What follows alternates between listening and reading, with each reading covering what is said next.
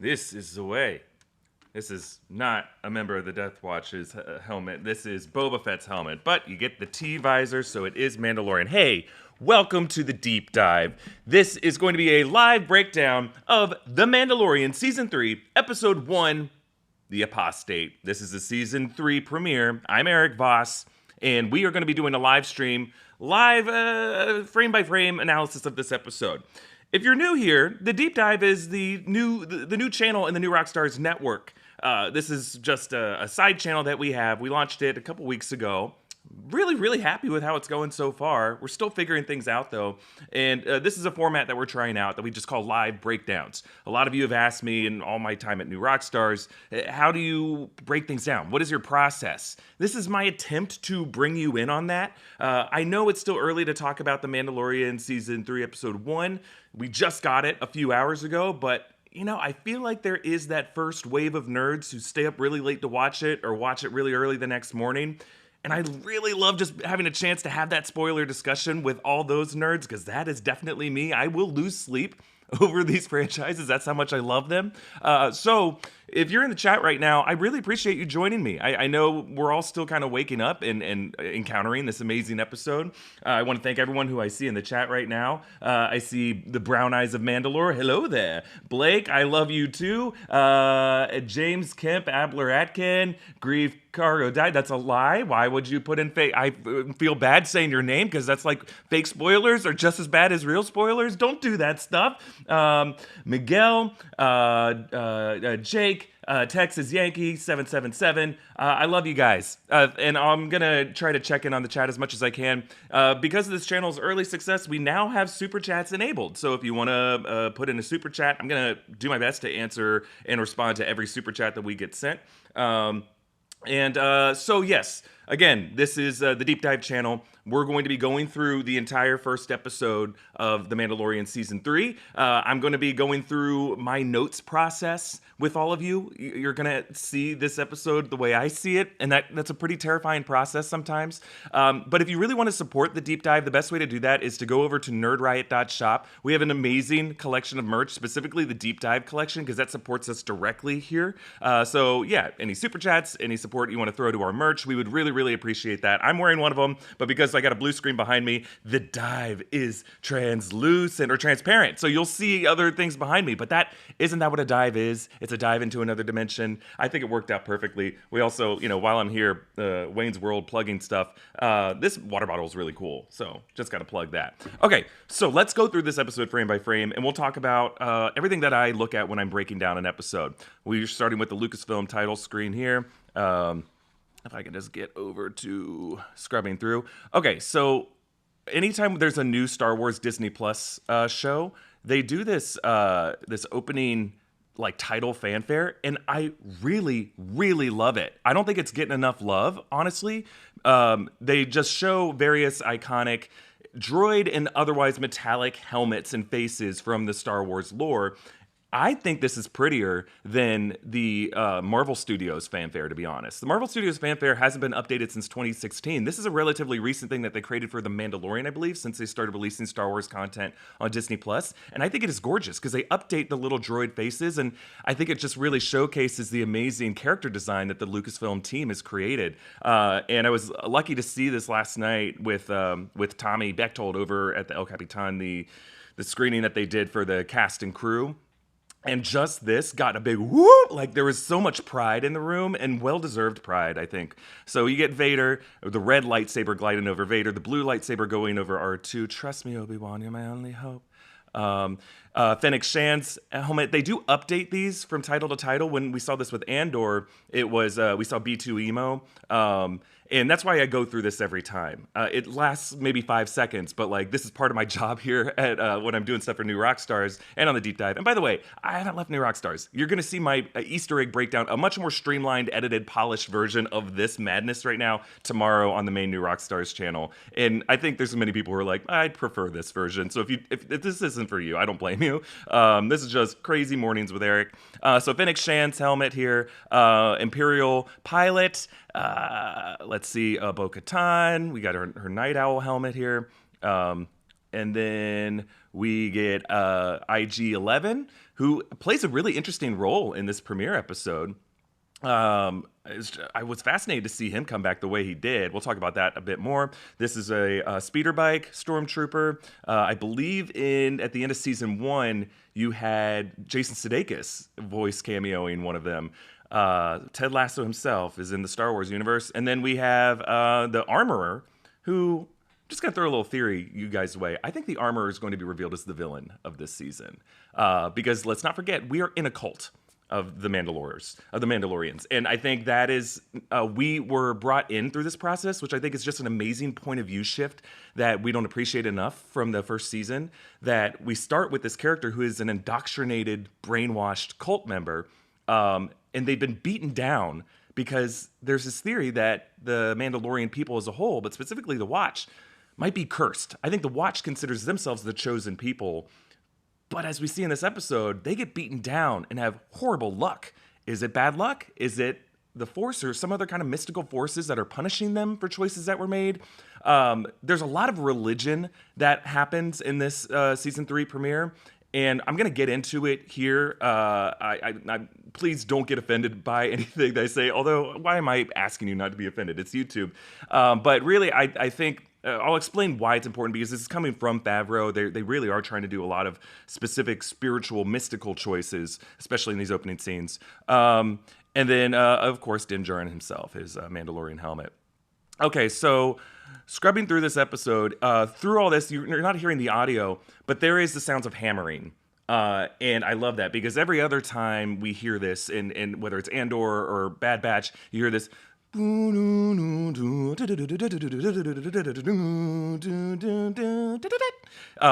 it's just sounds of hammering.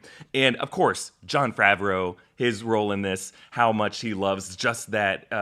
In the breakdown, I call it Hephaestian imagery because I'm a snob. But Hephaestus, the god of the Greek god of the forge, who's most commonly seen just hammering and forging together metals. But he plays an important role in the society of Greek culture, and then in the Renaissance, the return of all these Greek mythology influences. Hephaestus, I think, absolutely is an important figure to look at when you talk about the Armorer. This idea of hammering, of course, Iron Man, right? Like that image of Tony Stark hammering in the cave, and where is their new covert? It's in this mysterious cave somewhere. You can't help but think of Iron Man. And then if you watched Avengers Endgame through the credits, there was no post-credit scene, but the Russo brothers did include that same sound of Tony Stark hammering in the cave. So that is like an important thing to the Marvel mythology, but it's also a very important thing to the Mandalorian mythology. Okay, so continuing to scrub through here, we start in this fascinating opening image moment with the Armorer quietly with herself hammering together this armor. And I love a good episode of TV that starts you in an extreme close-up of a place that we don't even know exactly what we're looking at. What is she doing here? She's pouring in this tempering liquid into this vat of cooling fluid for the helmet. And one thing I love here is the way it shimmers in this turquoise glow through the water.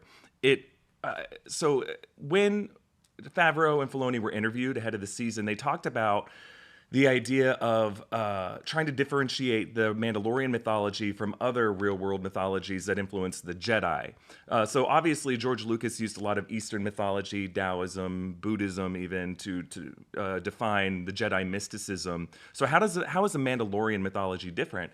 Well, they talked about trying to bring in more Western mythologies and warrior-centered mythologies and belief systems into defining the Mandalorian. So, of course, we see that with the Samurai Code. That's obviously a huge influence. But Favreau also interestingly brought up Greek societies, and I think he's referring to, of course, Sparta, which is a very warrior-centric society. But then he mentioned Romans, which, Romans, there's a lot of associations there. One thing is the idea of Roman soldiers could walk anywhere around the known world, their conquered empire, and no one would mess with those soldiers, in the same way that the Mandalorians kind of have that respect. People look at their armor, their helmet, they know what they're dealing with. However, Romans are also who defined Christianity in Europe and throughout the known world. Christianity became core to the religion. And the reason I bring up Christianity is Roman didn't start as a Christian society. Christianity started really as, and I'm going to use a loaded word here, please don't be offended by it, but it was a cult, really, that just started, and it gained momentum throughout the Roman Empire and throughout the city of Rome. And I believe that the Death Watch is that cult, that kind of invasive cult that ended up it started as a faction that took over, and when the Roman Empire collapsed, was really all that was left. And it transformed into the Holy Roman Empire. I believe it was Emperor Constantine who converted to Catholicism, or it was just Christianity at that point, on his deathbed, and then thereafter. So I think we do see a lot of Christian imagery. This is just at least how I interpret it. I was raised as a devout Catholic. I was an altar server. And I was like one of the good altar servers who they brought in to be an altar server for like funerals and weddings, and for like other sacraments in the Catholic religion, and you get to see the behind the scenes process of how ritualistic these things are. And there is this idea of like anointing people with oil, and the oil representing a divine connection. And I think that's what we're looking at here. This fluid, we don't really know exactly what it is, but the fact that it glows kind of brings its own sort of mysticism, contradictory to the Jedi way. So I'm sorry, I went on a tangent there, but that's just how I look at all this. And there's other examples I'm going to be pointing to. So fascinating shot here. We see 10 flame jets with a mythosaur skull in the background. They brought this with them. The last time we saw the armorer, they were in the Glavis Ring world in the Book of Boba Fett, and it was just Paz Vizsla and the armorer. They have this whole group that's with them. There's like a few dozen of them. So where were the rest of these family members during the Book of Boba Fett? It's just fascinating that they were kind of in a hiding space. Why were just the two of them in the Glavis Ring world? But this mythosaur skull is very important to them, obviously. The mythosaur is like their ancestral being. Tar Vizsla conquered the mythosaur. He mounted it. He tamed this beast. And old Mandalorians, ancient Mandalorians, were able to ride these. So it's a very, very sacred beast to them. But the way it's placed on the wall in the light, and the way it was placed on the wall back on Navarro, feels like a crucifix.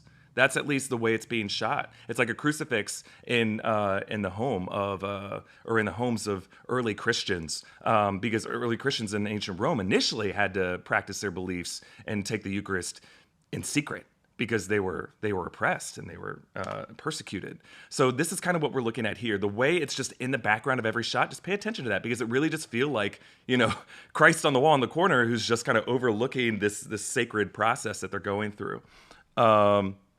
So what's going on here? She is forging a new helmet, a new Beskar helmet for a new member of the Watch. And I love the sound design of all this. You can't hear it right now, but it really has this whistling sound to it. It's almost like it's singing. It feels like we're watching a mass. And I'm going to take a couple super chats here. Let's see. Blake, thank you. Yes, first super chat. That's you, Blake. You have the historic role of having the first super chat. Tracy Dale, thank you. She says just a quick thank you, or he says, whoever you are, love you, loving the new channel. We love you, Tracy. So yeah, continue if you have any super chats. I'll try to shout you guys out as we go.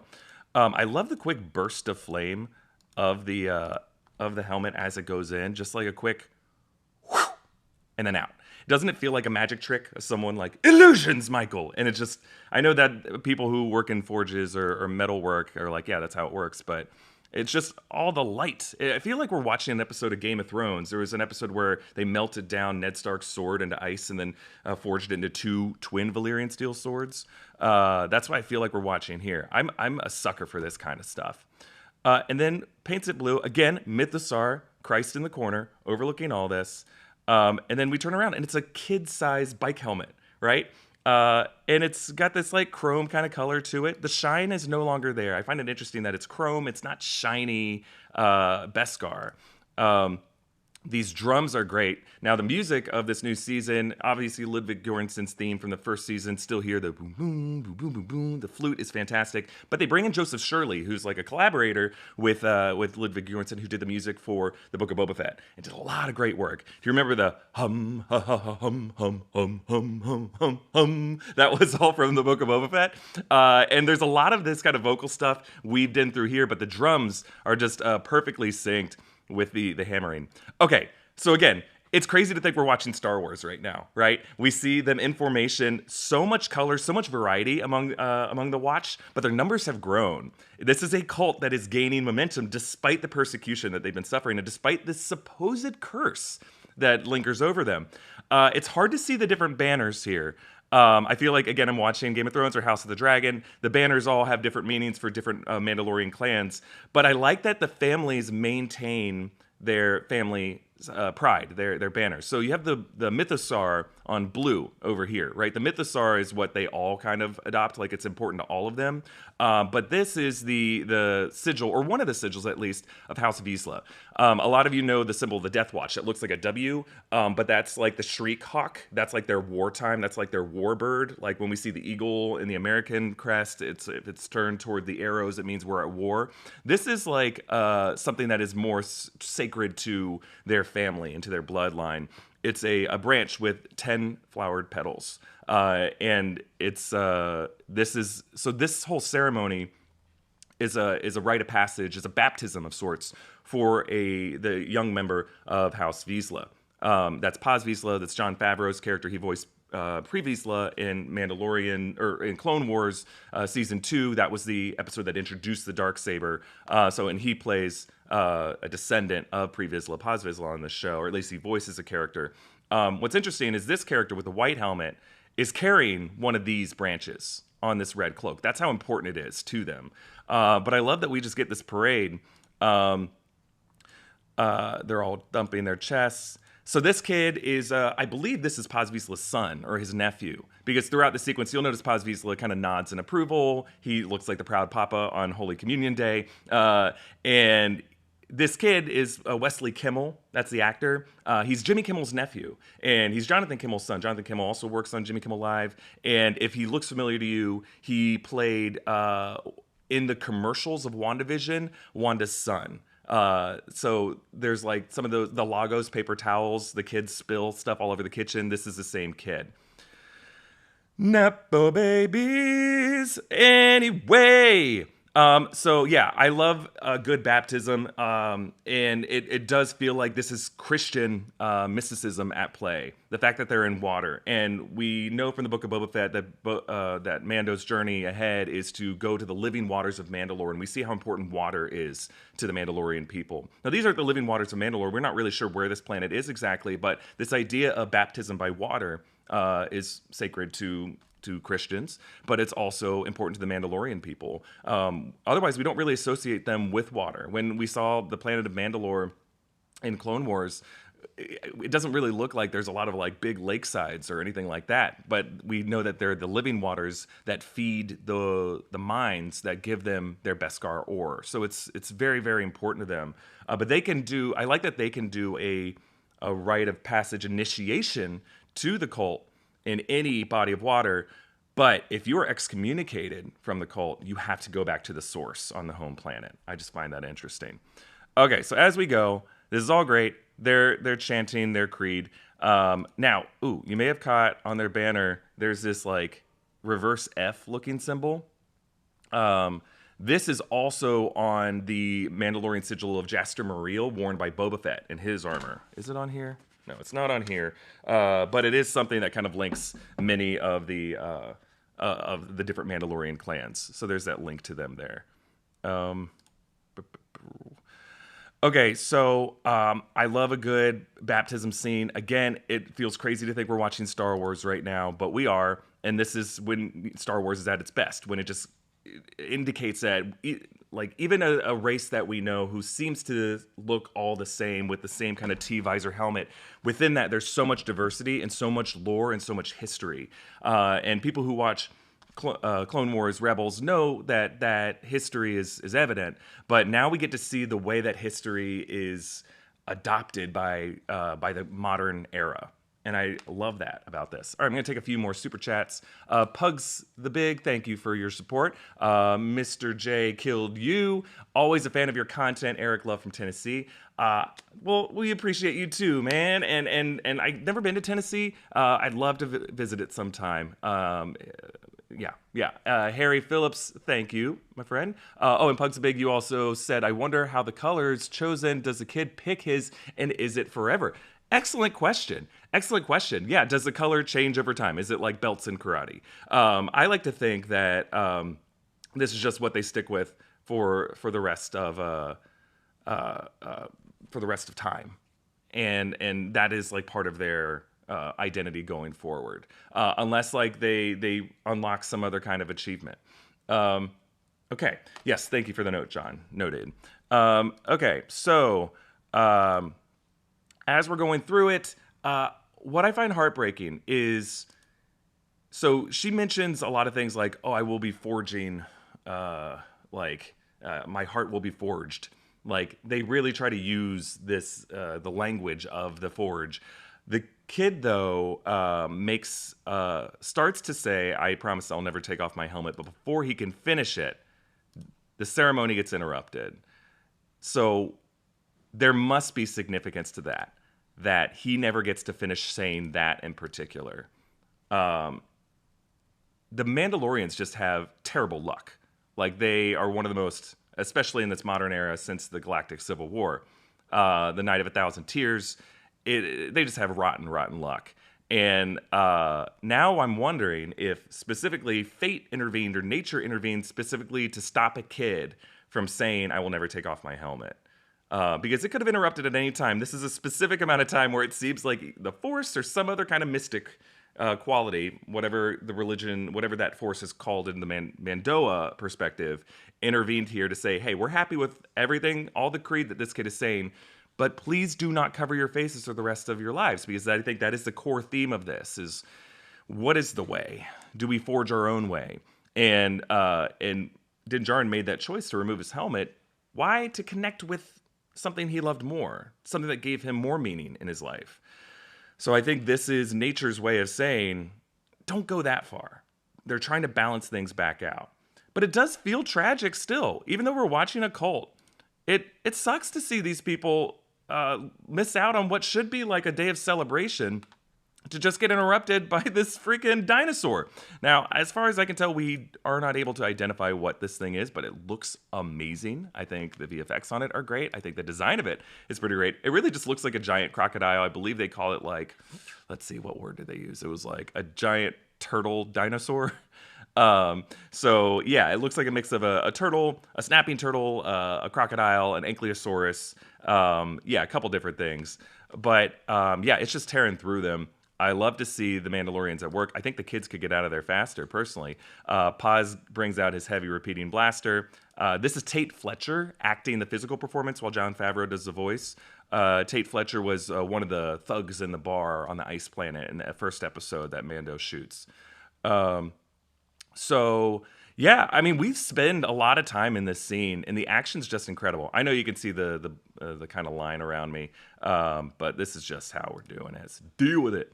Another super chat, George Andrews, would you do another best watch order? Yeah, it's kind of hard to keep up. George is referring to how I think at the end of 2020 I did a video about like what's the best order to watch all the Star Wars titles in, and it's hard to keep up. Every new episode of The Mandalorian that comes out, Tales of the Jedi, new episodes of Clone Wars, new episodes of Bad Batch. So it's kind of, I don't know if it's even worth it now to continue doing those. But I think the what I proposed were you could do the chronological order, you can do release order, and I think at the end of the day, release order is always the best way to go, because that's the way that most of the fans received all this stuff, and that's the way that the creators made it. The references that they make calling back to things are calling back to their own inner chronology. And I think it's really hard for directors and writers to divorce themselves from that and to think in a character's perspective, as much as George Lucas says that he prefers that you watch it from episode 1 through episode 6, but now through episode 9. Jon Favreau was even interviewed this week saying like, hey, so how long has it been? And I think he's even unclear on what exactly the in-universe timeline is, because he was like, yeah, Grogu spent 2 years with Luke Skywalker on that planet. I'm like, well, if it was 2 years, why did it take those androids that long to build that school? Like, what? I get that it could have been several months, but I think it was under a year. But I think anytime you ask one of these creators a timeline question, it's just really hard. The timelines of these things are just really hard to recall because that's not their priority, and I don't think it should be their priority to have like a firm encyclopedic knowledge at the drop of a hat. So that's why yeah. Thank you for the note, John. Yeah, I think that is that's the way to go. Yeah, you want just to follow the release order, and if you can do release order, I'm good with it. Okay, so these guys end up getting saved by Mando, and it is like a great rescue moment. And like I cheered when I saw this. It was a delight, and what an embarrassment though for them that their apostate has to save them. Like it's like what should have been a day of celebration was like a day of shame. And while it's a great victory for Mando and Grogu, you can tell that they're just like biting their tongues and they're humiliated. Okay. So Mando is trying to prove to the armorer. This is kind of like a rehashing conversation. Because if you watch the Book of Boba Fett, this feels a bit repetitive, and it makes you wonder why did they have this conversation again? Why are they saying you removed your helmet? Well, he's like, well, I want to go to the living waters of Mandalore, but the mines were destroyed. I thought in the Night of a Thousand Tears. They're doing this for people who didn't watch the Book of Boba Fett. There might have been some people who just didn't watch those episodes, but they did have a previously on at the beginning of this episode, so I'm not really sure why they did it. But I don't mind a bit of repeating context. Helps me keep track of all this stuff. But he says, like, the fear is that the planet is toxic. In season 2 of The Mandalorian, according to the Watch, or the Children of the Watch, this is the planet. We can't go back to the planet of Mandalore because it's cursed. That it's radioactive. It's toxic. It's poisonous. And Bo-Katan didn't believe that, but that was at least what they believe, that this particular clan believes. But he has some proof that might not be the case. He shows this piece of glass that is kind of this interesting crystal that the armorer says was created by the fusion bombs kind of just superheating the sand. We saw this in the Trinity test site in New Mexico when Oppenheimer tested the atomic bomb in World War II, and other places where they've tested nuclear bombs and atomic bombs. It's like lightning, and the way lightning will crystallize the glass, superheating it like that. But it takes this interesting color. I don't know if there's any significance to this, but it is a similar greenish turquoise color as the fluid shimmer when she poured the stuff in there. But on it is some Mandoa. So I shouldn't do this because I think Star Wars might get mad at us for scrubbing through it like that. But it is written in the Mandoa language. I'm still trying to figure out exactly what it is, but part of my job for when I'm doing these breakdowns is anytime there's an alien language, I really do have to go letter by letter to try to identify what each one means. I'm pretty good at Aurebesh now. I think I can look at Aurebesh and just kind of read it without having to look at an alphabet. That's how many times I've had to do it, but Mandoa is really hard because all the letters they're so thin. It looks like chicken scratch.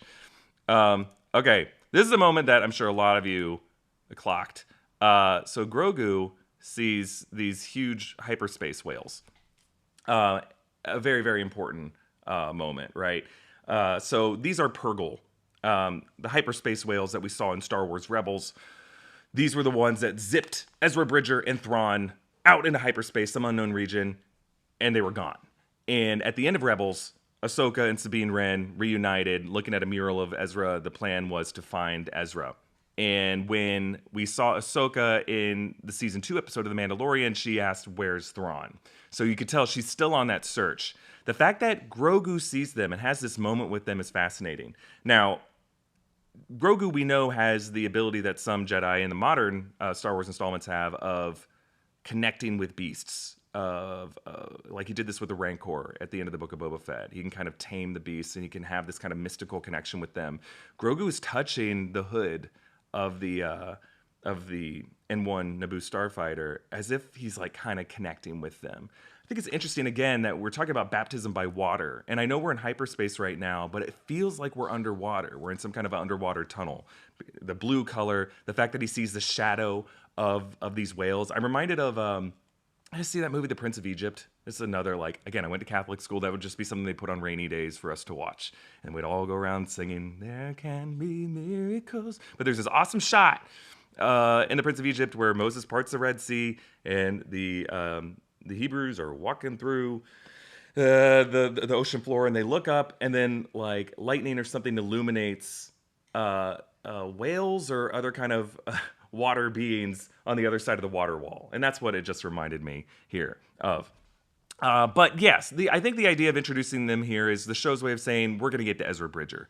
Will we see Ezra on this season of The Mandalorian? I don't know. I think we might. I think this might be as far of a tease as we get. I think that's going to be the central quest of Ahsoka, which hopefully will come later this year. But like anytime Favreau and Filoni have been asked about Ahsoka and Ezra, they always default to Ahsoka, and they're like, "That'll be an Ahsoka."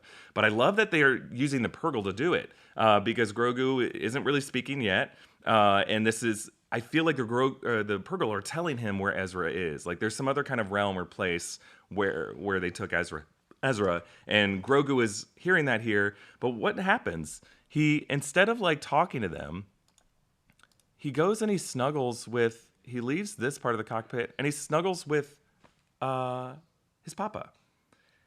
Grogu was given a choice by Luke Skywalker in the Book of Boba Fett to have Yoda's lightsaber or Mandalorian chainmail Beskar, and he chose the chainmail. Which, if you watch him in any of these shots, he is wearing it still underneath his robes.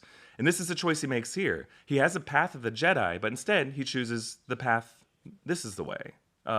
He's not interested in where Ezra is. Sorry, Star Wars. Sorry, Ezra fans, but Grogu doesn't give a shit right now. Okay, so we go to Navarro. And Navarro looks great. A Grand Magistrate, Greef Karga has taken over. Things are looking good. Wait, is that a Twi'lek back there?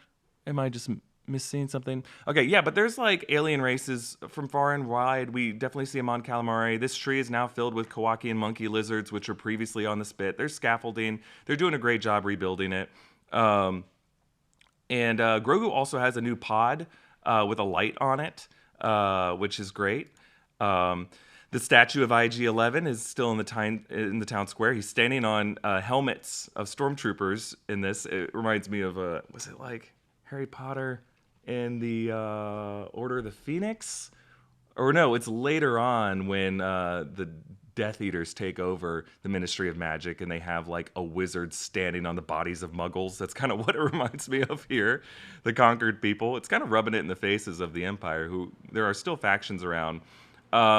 So Greef Karga has these little droids that carry his hem, which I think is really fun.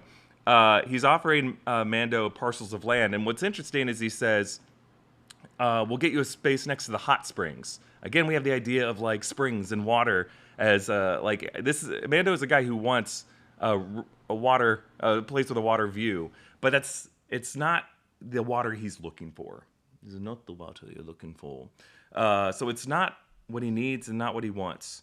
I like that throughout these scenes there is a shot of Greef's bust, his golden bust in the back of the room. Doesn't it feel like some trouble is going to befall him, not just from the pirates that exist on Navarro, but like he's riding high right now, and I'm worried about Greef. I wonder if he's taking bribes. Like, if things were as wholesome as they were in Navarro, I don't think he'd be walking around with so much finery. Like, a good public servant doesn't, show off this much. So I'm a little worried. Taking some more super chats. Mood Music for Life said they never finalized the creed due to the attack. I wonder if the kid will start a trend seeing Mando as Jesus, referring back to the baptism scene that he never actually finished. I will never take off my helmet. I think that's an interesting idea because we know at the end of this episode, Bo-Katan's ready for Mando to lead in kind of this cynical way. Fine, you take the Darksaber. You try to lead these people. I think she's like tired. She's fed up of trying to lead these divided groups. And I think what makes Mando an attractive leader is that he doesn't want it. and that's like, I don't want it. Jon Snow, right? Later seasons of Game of Thrones. Yeah, to see him as Jesus, though, what made Jesus Jesus is the whole idea of the martyrdom. I think that there are other martyr figures that I think would rally the people of Mandalore more than Jesus would. I think what also made Jesus Jesus before he was is the fact that he had these sermons, the fact that he performed these miracles. He was kind of this figure of peace. He was kind of a hippie. He had a great message. Does Mando have the message yet? Is my question. He's made some statements that we've heard in trailer footage of, but really the only creed he's speaking is the creed of the cult. So I don't know if Mando would be the Jesus figure. Also, the Lowdown show says, thanks for your content, Eric. Do you think Bo-Katan and the Armorer will fight? That's an interesting question. Yeah, I could see the two of them fighting because they do represent two different perspectives on what it means to be a true Mandalorian. I think, and we know that, from the opening scene, that the Armorer is not afraid to get her hands dirty. I love that she fights with hammers. I think that's a key distinction just from the weaponry of the Mandalorian from the Jedi. The Jedi use sabers and Force mind tricks, Jedi mind tricks. The Mandalorians use their hammers. Aside the dark sabers, they're one saber really that they're known for, and it's because Tar Vizsla was a Mandalorian Jedi. He was the one to bridge both of that, and I think Grogu represents the kind of the second coming of Tar Vizsla, someone who can both be a Jedi and redefine what a Jedi is, and a Mandalorian and redefine what a Mandalorian should be. Okay, so we're gonna move ahead here. How long have we been chatting? Oh, we've been at it for quite a bit. So I know there's a lot to talk about.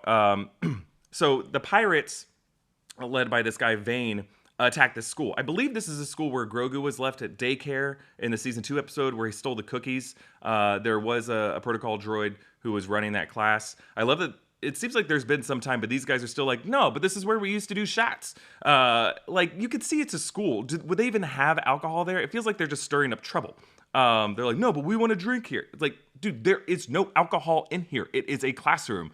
Like, can't you just see, like, even practically, they wouldn't be able to hook you up. You would just be interrupting a school. We get a great gunslinger moment. These different gunslinger poses that are just fantastic. The shootout happens real fast. This guy, Vane, I'm trying to remember his name, is a voice actor who's been in quite a bit of stuff. And he's done mocap work. He's got an excellent voice. I'll try to credit him. But I'll definitely mention him in the breakdown. He's awesome.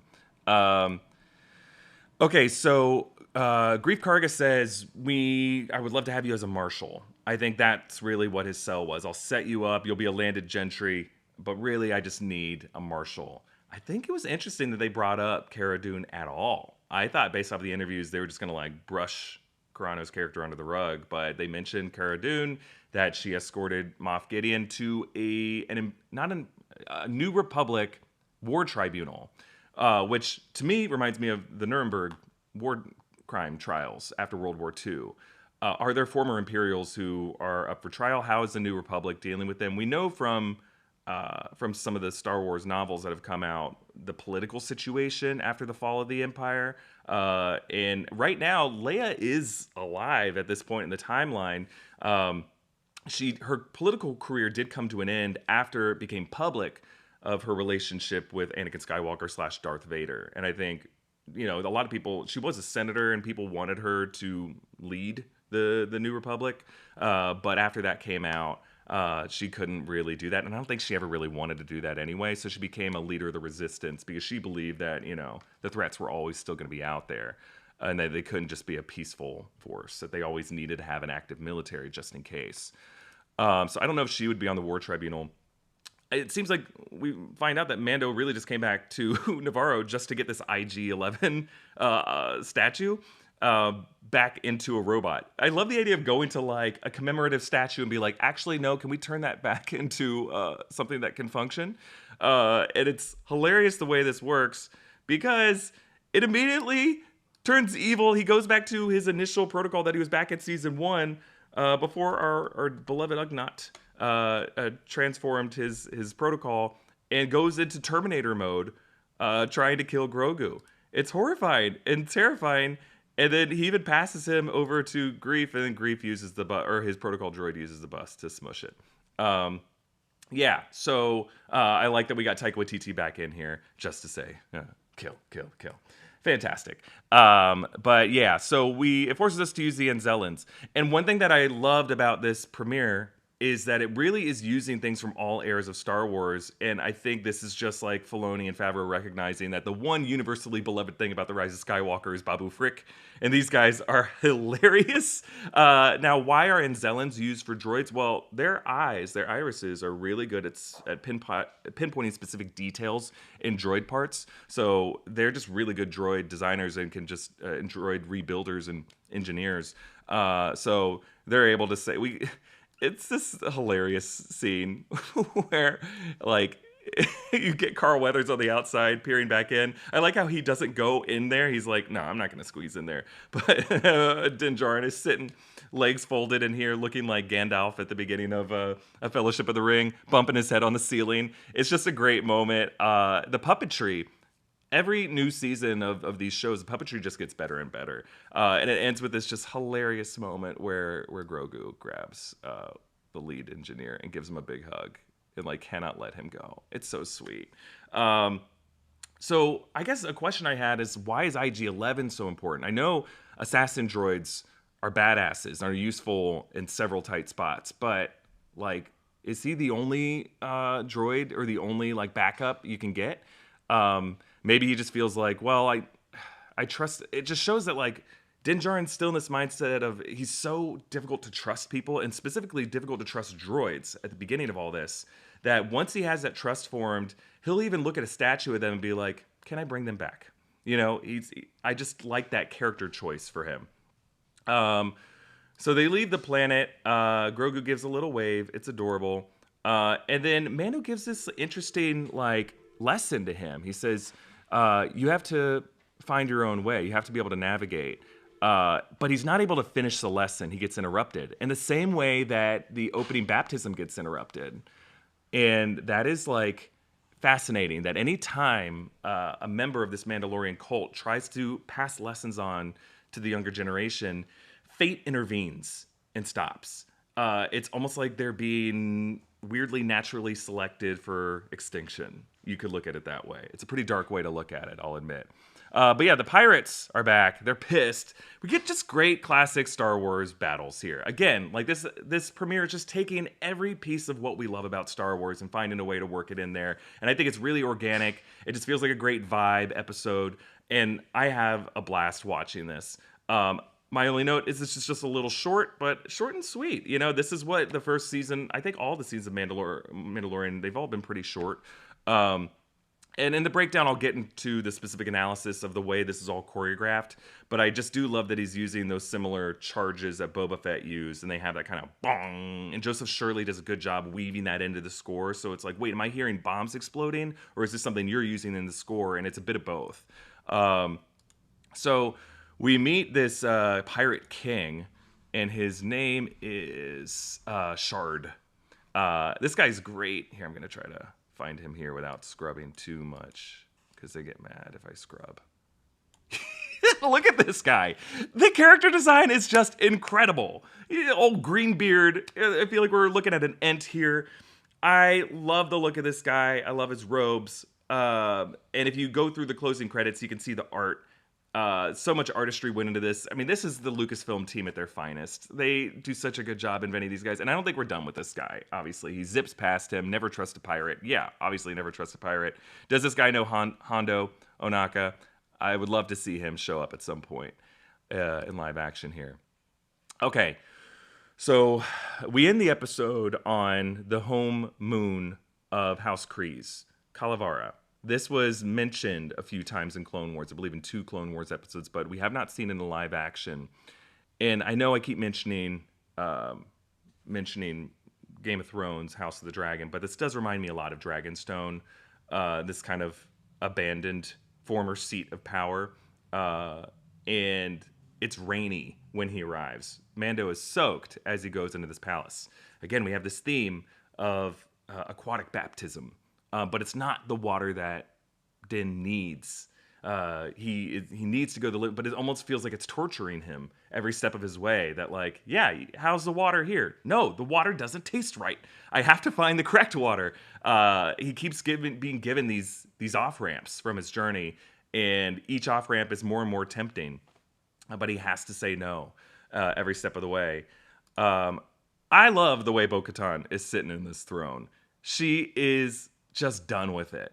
Like, also, why is this just what she does every day? She just goes and sits on the throne and just waits for visitors to arrive. Did her droid alert her that a visitor was here? And she's like, okay, I guess I have to sit on the throne because I have to exert respect and authority. But like, are you kidding me? Katie Sackhoff is just incredible in this scene. How pissed off she is. She says she didn't come back with the Darksaber, and that whatever forces she had compiled abandoned her. And she even says to Mando, "You lead it. You wave your sword around." Like, even the Darksaber doesn't have the majesty to her that it used to. I think she views it all as cursed. I think she sees and feels that curse more than anyone, because she has been blamed for the Night of 1,000 Tears. Like, according to the armorer, it was the fact that she didn't claim the sword through combat, and that's what doomed all the Mandalorian people. But I do like that we get to go to different Mandalorian moons. We've talked about Concordia. That's where Din Djarin was from, and other members of the Watch. This is Kalavara. So it kind of mirrors the way that there's this diaspora of the Mandalorian people, that they've never really had like a nice, pleasant homeworld. Even like the Civic Center on Sundari, yeah, it was a thriving place, but it was a domed city that, like these Mandalorian helmets, close you off from nature. And the way that these are kind of like the suburbs of the city of, like there was flight of these different families that moved to these moons and were able to reconnect with nature. But it created this debate within the Mandalorian people of what is the way. Do we close ourselves off and protect ourselves in our shells, or do we leave ourselves open and vulnerable to make new friends? And that's kind of like, that's like a critical debate that happens in all societies and all cultures, is like, how do we preserve our way of life? Do we turn inward, or do we turn outward and broaden the tent? Do we invite more people who don't have to dress the way we do? And we can find, is there something else that connects us? Is what connects us our traditions, or is what connects us our open-hearted empathy for new ways of doing things? But what Bo-Katan kind of leaves us with is this sense of uncertainty, because she doesn't really believe that, there's been this reversal. She thought that Mandalore was safe to reclaim. That was back when they were arguing back in season 2. And it was Mando who said, no, that place is poison. What are you talking about? Now it's the opposite. Mando is a true believer. He's like, it's not poison. She goes, yeah, but that's still a cursed, toxic land. You don't want that. I just love that the shoe's on the other foot. Now, the banners that hang throughout here are, looks like the House of Isla banner. This is that's the sigil that's on the side of her armor, I'm pretty sure. She was a former member of the Death Watch. She parted ways, formed the Night Owls, but now it seems like she's not even identifying with the Night Owls, because it looks like Casca Reeves, Axe Woves, those folks abandoned her. I'm going to dig more into this in the breakdown, but there is this engraved mural of the Mandalorian history. I assume this is like the history of the form of the... Did I say House Vizsla? I meant House Kryze, if I just said House Vizsla. Anyway, this House Kryze. I assume this is the origins of House Kryze. But yeah, we'll talk more about that in the breakdown. Yeah, again, the way she's sitting, and the way he has the water on him, like... It just feels like an insult to both of them, and he needs to find the right bathtub, I think is the theme of this episode. But yeah, I think there's so much to learn always from these closing credits, but I'll go into that more in the breakdown. Just to take another super chat, Brady Conlin, you say this whole pirate scenes made me feel like I was watching VHS sci-fi films in the 90s, Ninja Turtles or something. They nailed the nostalgia vibe. Yeah, referring to the standoff scene, the duels outside the school duel. Yeah, I totally agree. It did kind of feel like what we love about that era of Star Trek, And Star Wars has absolutely done things like this as well. I think like they're willing to embrace the camp and they take the camp seriously. I think that's what Favreau and Filoni have done really well in a lot of these things. Things that would seem goofy in the hands of a different director, they totally own it and they make it feel intense and gripping. So yeah, there's obviously a lot of ways to look at this episode, but I'm really excited by this season going forward. It's a great start to the season, and I gotta say, I've missed just great like Disney Plus streaming content. It's been a while. Like, you know, now yes, I really loved Andor, but Andor was just a different experience. I felt like I was watching The Wire, you know, and I love The Wire on HBO. I think a lot of people are right to say Andor had some of the best writing. But I hear a lot of Star Wars fans who feel like Andor didn't have the elements of Star Wars that they love about Star Wars. Yeah, I mean, I disagree. I think a good show I just creatively, respectfully disagree. I think a show can have great writing and address great themes and have great character development without having to have lightsabers in it. But I think there is another side of Star Wars, and again, it gets back to that debate of what is the way to live one's life? You know, do we close ourselves up and cling to our traditions and our old ways of doing things, and put our helmets on, put our blinders on, and just find people who think exactly the way we do and be friends with them? And then if they don't agree with us, argue with them and wear them down until they're just saying exactly what we're saying back to us? Or do we lean back, open our arms, have an open mind, and widen the tent? And bring in other people who like different things and hear them out and what they like. And I try to be the latter, to just try to have an open mind. And that's how I look at fandoms. And that's why I think there's room in Star Wars fandom for both Andor and the Filoni side of things, for people who love the prequels, for people who love the sequels, for people who maybe hate everything but only love Bad Batch. You're all welcome. So I want to thank all you guys for joining. I'm trying to think if there's any other super chats, but for all of you who are still here in the chat, I see Mountain Ways 46. Thank you for joining us. Lewis Berry, Beth L, Javon Fields, Sincere X8, Justin Brown, Keith Z, Robert P. Lewandowski Jr. All of you have joined us for this chat, and I really, really appreciate being able to chat about this amazing opener to season 3 of The Mandalorian. I think it's going to be a great season ahead. I'm confident, and I think the confidence that Filoni and Favreau have when they're creating this world. I think the world building and the design and the look of it all, I think The Mandalorian has always been, of all the titles that use the volume, the one that gets it the most. And why? It's because the characters have a relationship to the places they are. When they are in Navarro, when they are walking through Calavera, and I assume in future episodes when they go to Mandalore, obviously they have very strong emotions tied to these places. So they're not just like looking at some kind of weird, goofy CGI setting and moving on. They stop and they smell the roses, or they smell the skunks and they cringe. And I think that's what makes The Mandalorian so great, is they use this volume to further the narrative and do character development. And that's one thing I've always loved about this show. Thank you all for joining. Again, the best way to support the deep dive is to check out our merch over at nerdriot.shop. Believe me, the dive on this shirt is blue when you get it, but if you're sitting in front of a blue screen, your shirt will do a deep dive into whatever you're covering. And be sure to subscribe to New Rockstars. A little bit later today, you'll be able to watch me and Tommy do our after show, tackling the big questions that you might have had from this episode. And it's hilarious because like Tommy is my favorite person to talk Star Wars with. And then tomorrow, Thursday, will be our polished, edited Easter egg breakdown of the episode, where if I didn't mention something here, I'm now going to go through, and I've already started to come up with new ideas as I've gone through it here. And it'll be in that. I think you'll really like it. I'm not going to do this for every episode of The Mandalorian, probably. Maybe certain other episodes later in the season. It's just hard for me to do this every week. But we'll see. We'll see how people like this. I'm curious to hear your feedback. And Rena, thank you for your super chat just now. And we'll see you next time. Bye, everybody.